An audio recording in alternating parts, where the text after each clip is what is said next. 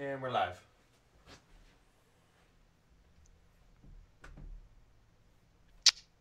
Um,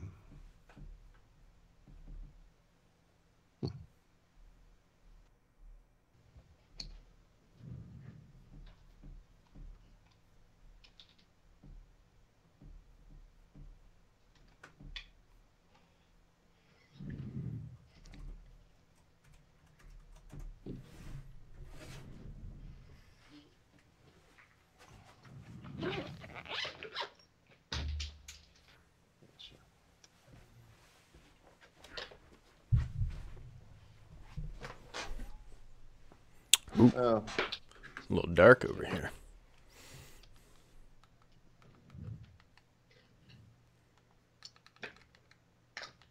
surely.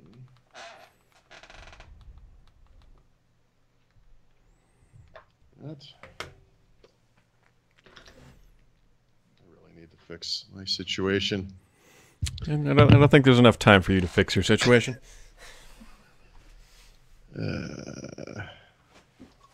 Okay, that's not going to work. It's not going to work. There we go. God damn it.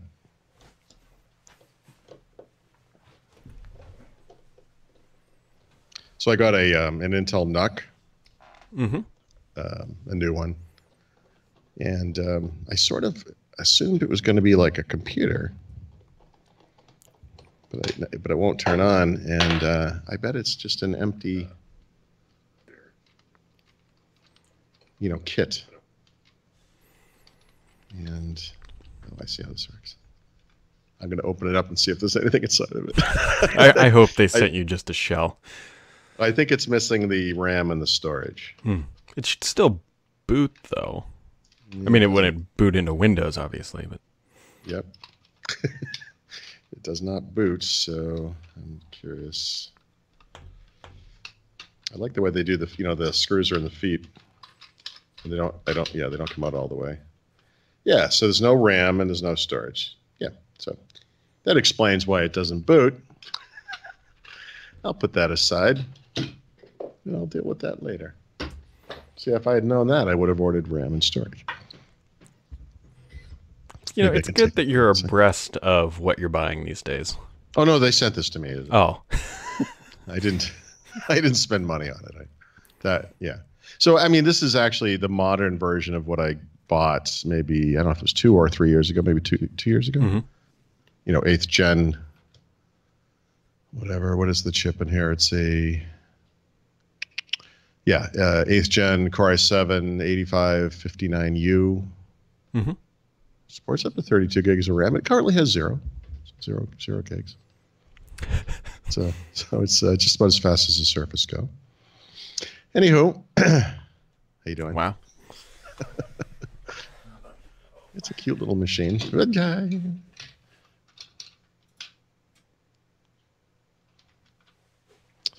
Yeah, I think maybe the easiest thing to do is going to be cannibalize.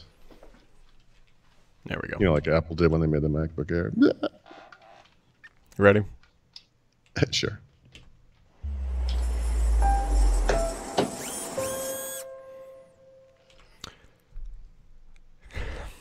I can't look at you. I can't do it. Hello, everybody, and welcome back to First Ring Daily Live. It's Friday. It's November. It is November. It is cold, It's wet, and rainy. It's 70 degrees out here. I walked this morning in a t-shirt and shorts, and it was glorious. Did you? Mm-hmm. Did you? Enrique, I think is how you pronounce it, says hello from Panama. Okay. I'm assuming it's warmer there than here. Yep, I would hope so. Yeah. So, Paul, I have a question for you. Mhm. When you do your gamins, what do you use a headset or what do you use? I usually don't, although I've been testing a Turtle Beach set that is designed for the Xbox. I also have a set for the PC. And I also got a set in from HP, by the way, that has like cooling on the ears, right? So like when you get in a car. Yeah. Which is, I think answers my one big complaint about these things, because I get, it's the reason I don't wear the big heads, the big cans, like the noise canceling things anymore, because it was just too, it would make my ears sweaty. Oh, poor Paul. Yeah. Why do you ask, Brian? Because I got these two. Oh, what do we got?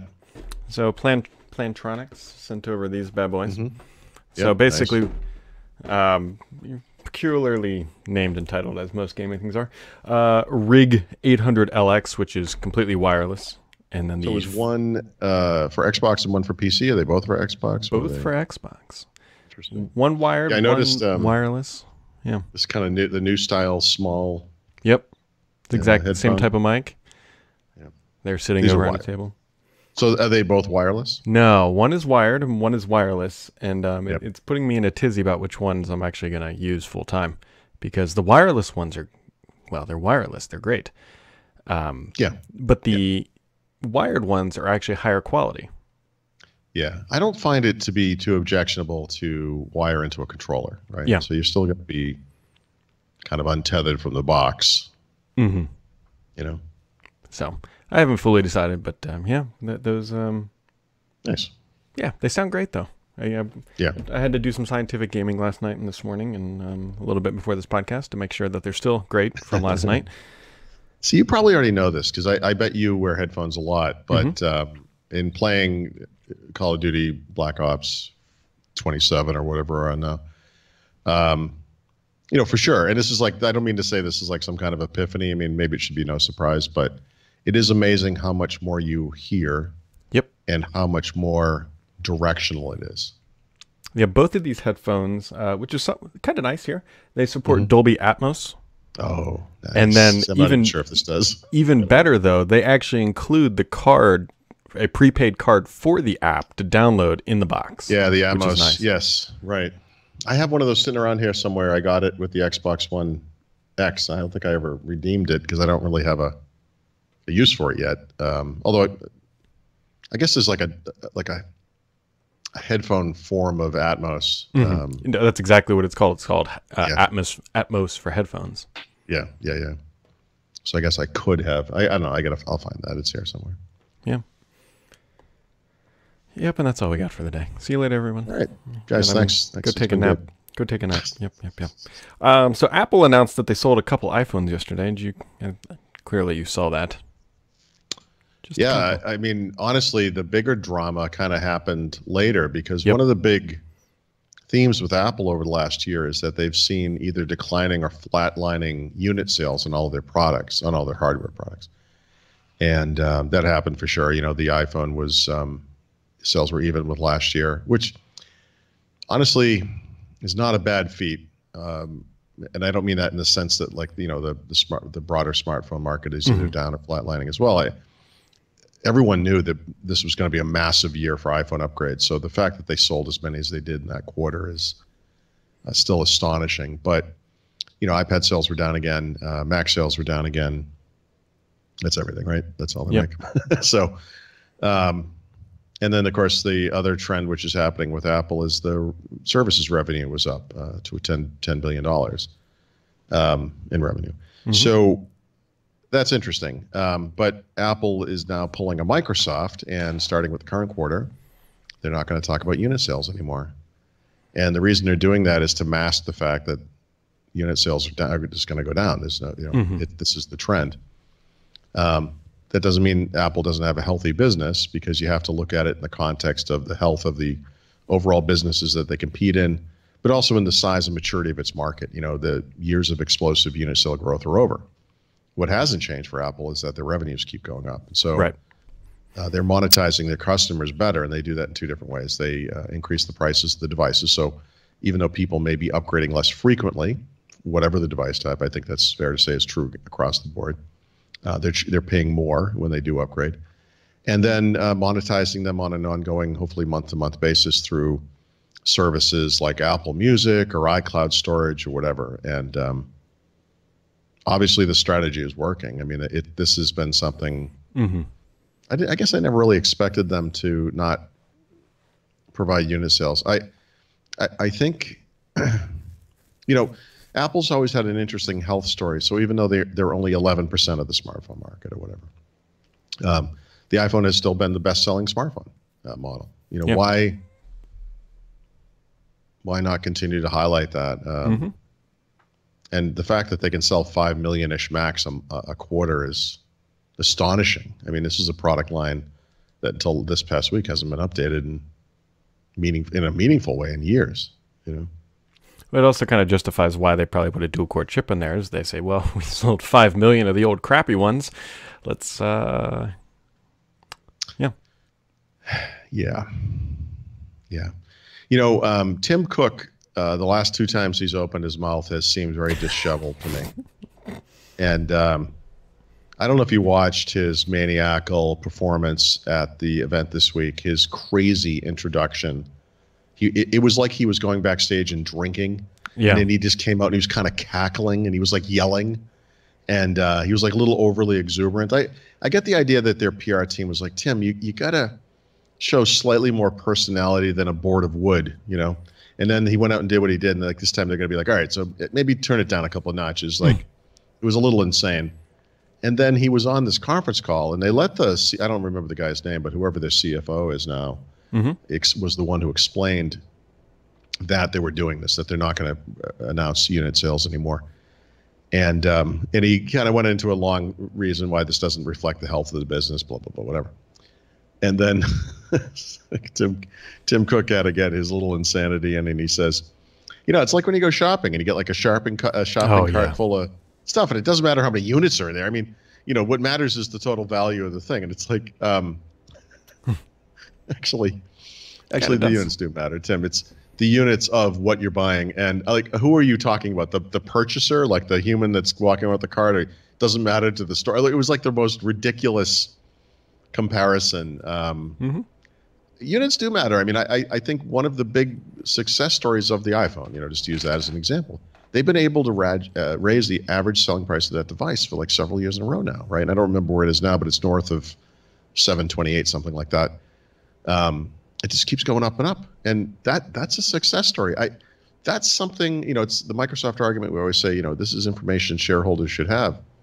It is information that shareholders should have. Yep. We should have this understanding that you guys have this situation firmly in hand, and they do. You know, they clearly do.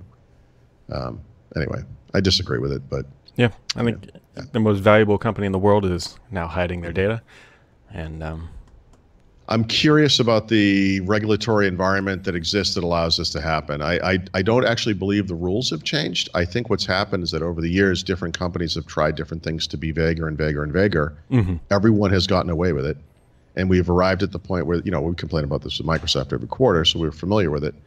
You can just get away with this now. And I mean, honestly, shareholders should be demanding these companies be transparent and provide them with the data they need to understand whether or not their investment is sound. You know, I mean, it's just, to me, it's just obvious. And I even explaining it sounds silly.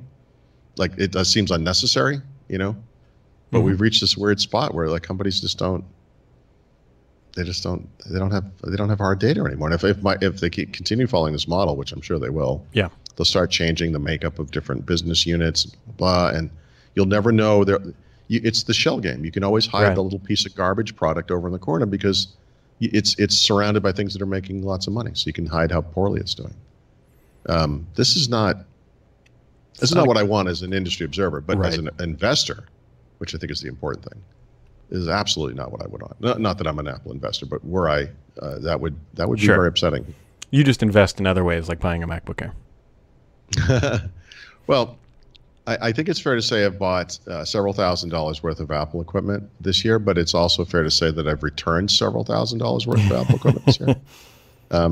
So the other, I don't know if you were going to get into this, but the other kind of thing that came out that's related to this and to the MacBook Air is that the forced performance benchmarks have appeared, and it performs almost identically to the MacBook that has a 5th generation Core i5 processor, and it needs 16 gigs of RAM to get there.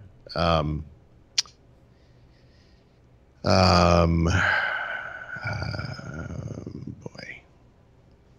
I don't know. It's not good. Yep. Speaking of Apple stuff, Spotify, which I'm a big user of, also an Apple Watch, also a big user of, they're finally building an app for the watch, but it doesn't look like right now that you can run it independently. Okay, like a remote control for the app kind of thing? It's only a remote control essentially right now. And they don't already have such, they don't have this? Nope. So does the Apple Watch at least offer some basic media control so that whatever you're using on the phone? Okay. Yep, you can skip and do all that stuff. Yeah, But they're yeah, actually, I was getting excited because one, I haven't bought a new Apple Watch yet, and this would be great justification for me if I could buy the Apple Watch, run Spotify just on the watch, and not have to take my phone into the gym. That's where I was hoping this goes. Right now, you can do that with Apple Music, but I don't want to pay for Apple Music and Spotify, and so Right. yeah. Right. So I bet it does get there. That's interesting. So if you were to buy an Apple Watch, I assume you are going to at some point, the new one, would you get an LTE version? Probably not. I don't know. And if okay, so but the gym you go to probably has a Wi-Fi It does. network of some kind. Yeah. But you need proximity to the phone for this to work. Mm-hmm. Yeah, no, that's not good. Yeah. The only reason I hesitate to say would I buy the LTE version, there's a small part of me that wants to buy the stainless steel version of the Apple Watch that would match my phone because you know what? Yikes. This was the least masculine thing you have ever said. And I have a long list to compare it to. It would match though, but I mean like I have a Yikes. Would it? Only you would know because it's in a case. No, you can see the bottom of it, Paul. You can You see the bottom of it. You can. I'm just gonna go under my desk and hide. I like the gold color. I think it looks good. And the gold aluminum version looks terrible. Like it on the watch. Yes. So right now I have the aluminum version and it's black and it's fine. More than likely that's the one I'll end up getting. But if for whatever reason I would buy a stainless steel version, I'd buy the one that would match my phone because I think that goldish, bronzish, whatever color-ish phone or watch looks really good. And that is an LTE version. So I see. How much is that little guy? That must be what, $500, $550? oh, you summer child. I think really? It's, how much? I think it's $5.99, maybe $6.99. Yikes! Yeah, that's why this would be a. I mean, you for that Christmas amount of money, you gift. could just buy an iPhone XR and take that into the gym, and if it gets stolen, like whatever. It's honestly not even a bad thought. I didn't even. How much that is it actually? If it's $6.99, there's no way, unless my wife is buying it for me for Christmas. How much? I'm actually No, now. I mean, to be honest, other than the fact that you probably want to get notifications on your watch, like if your wife texts you or something. Right. I mean, at this point, you could just say, like, just buy an iPod Touch, you know, bring that to the gym. And if you're worried about bringing your phone in the gym. Yep. So hold on, we are scrolling. Keep them doggy scrolling. Oh, geez, it is $700. Yikes. Really? You can spend. Wow. I didn't even. Wow. Someone should come up with a phrase like "Apple jacked," you know, or Apple taxed. You've been doom Apple jack. Dun, dun, dun, dun, dun. See what I deal with, everybody. Paul just. Yep. Oh gosh. There was something else I was going to ask you, but now I'm all disheveled by the fact that this thing actually costs $25 less than an iPhone XR. That is really amazing.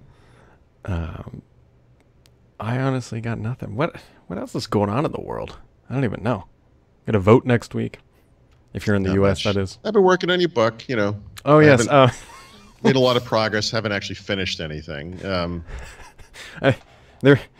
This would have been insensitive, so if you are sensitive to bad analogies, please cover your ears.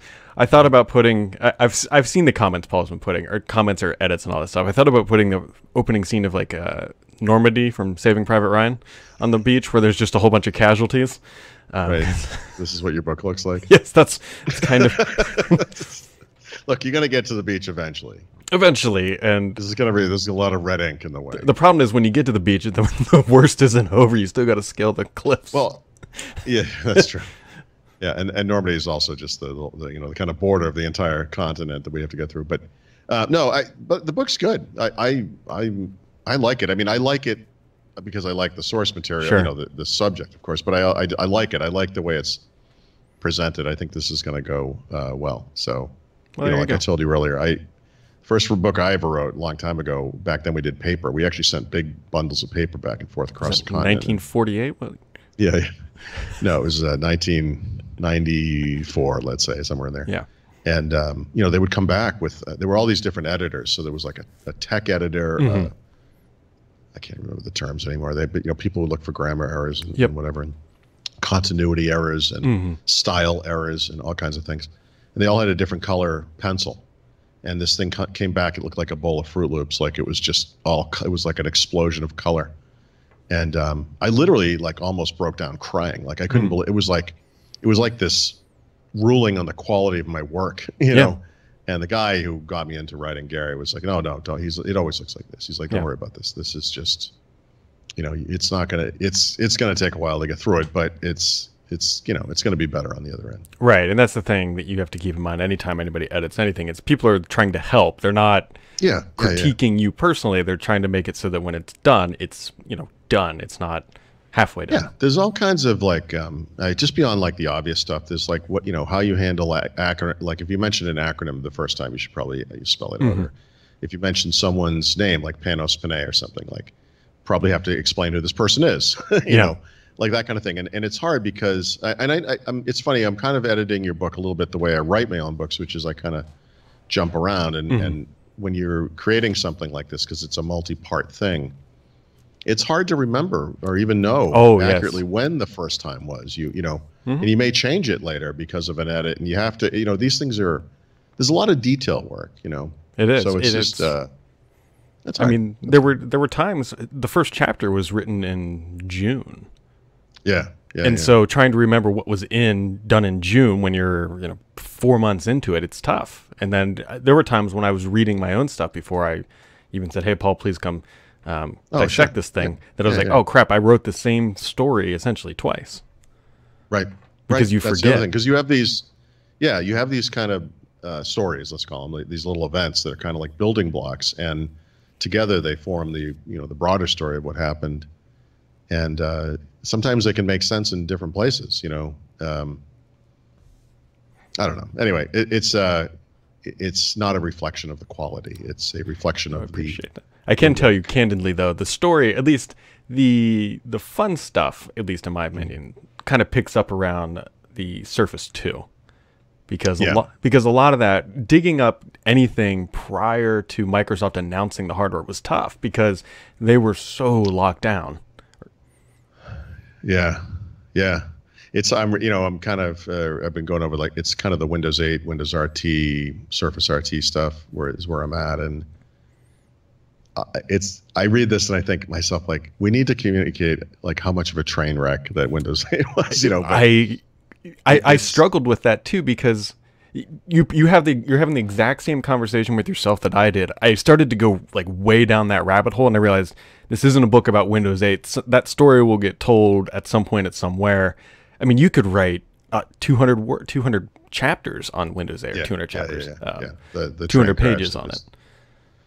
Yeah, and I would culminate it with that awesome Frank Shaw quote from a year at the Surface Pro 3 launch, which I believe I've told this story publicly. So should I tell this story publicly? Yeah, I think it's okay. Yeah. We were New York was flooding. The event. This is the one where they're supposed to unleash the Surface Mini. Remember? And Mary Jo and I were standing with Frank overlooking the flooded Mini New York City that they had out there by the docks where they had the launch event. It was all full of water.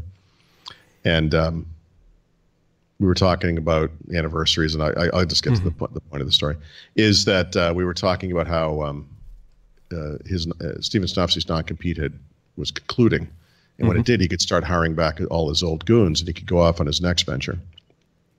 And Frank said, I just hope that whatever Steven does next is just as successful as Windows 8. This is just the most beautiful thing. But the sort of insider bit to that is that Microsoft knew this was going to be a train crash, like a year before they released it. And there was nothing they could do to prevent this from it's like, if you think like there are two bad outcomes, it's like if Nokia had adopted Android and made Android phones instead of Windows Phone, it would have killed the platform. If Microsoft buys Nokia, they're going to spend a lot of money, and the platform's still probably going to die. So you've got two bad choices. Which one's less bad? Yep. You buy Nokia. The Windows 8 one was just like that. There was no way to stop it.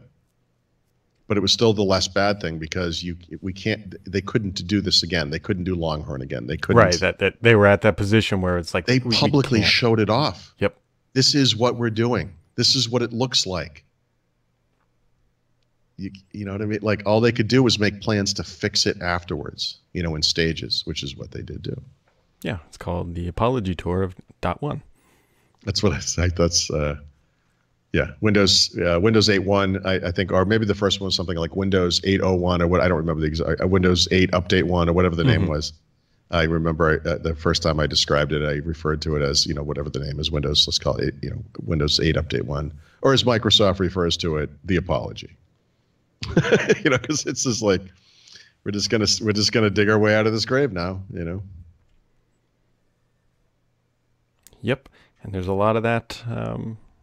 There's so much I want to talk about, but then people will buy the book and be like, well, we just listened to the podcast and it's all done. I'm sorry, I shouldn't have gone up. And it's, but it's a lot of work, and I didn't write it.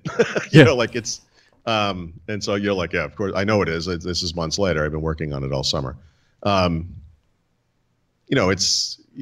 I don't have to explain it to you, but just so people understand, it's, a lot of work goes into this kind of thing, and it's not like a blog post, right.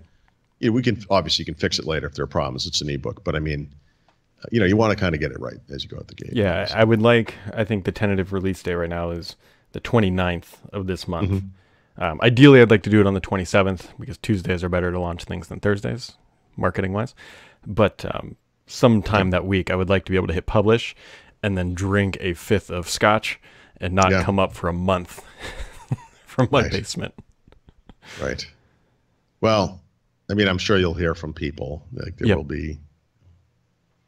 I'd kind of like to. I mean, I almost feel like after you go back over my edits, I should read it again. See, that's what. Not you can read it again, obviously, but that's what's like draining in the back of my mind is you're gonna finish it. I'm gonna make all the edits, and then part of me is gonna want to read this whole thing again.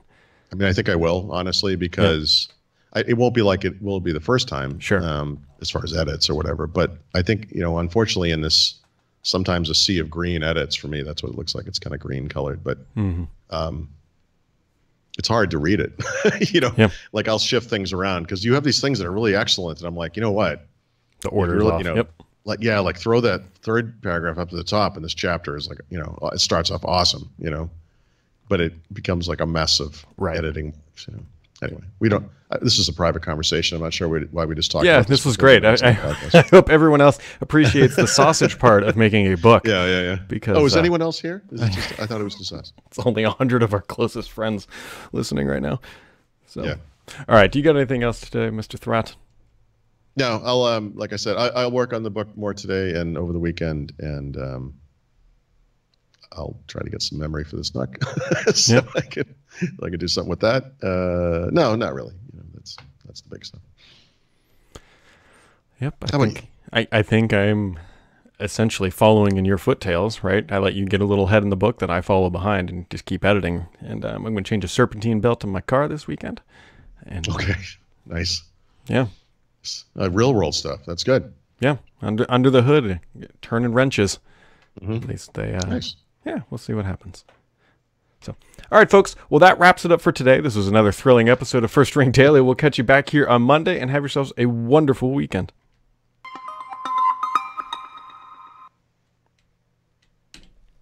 Well, in our defense, I know people are interested in the book, and it's possible some people are interested in that. Yeah, a couple of people have actually asked, which I will do once finished. They wanted to know what tools and how you actually write a book, because it's not.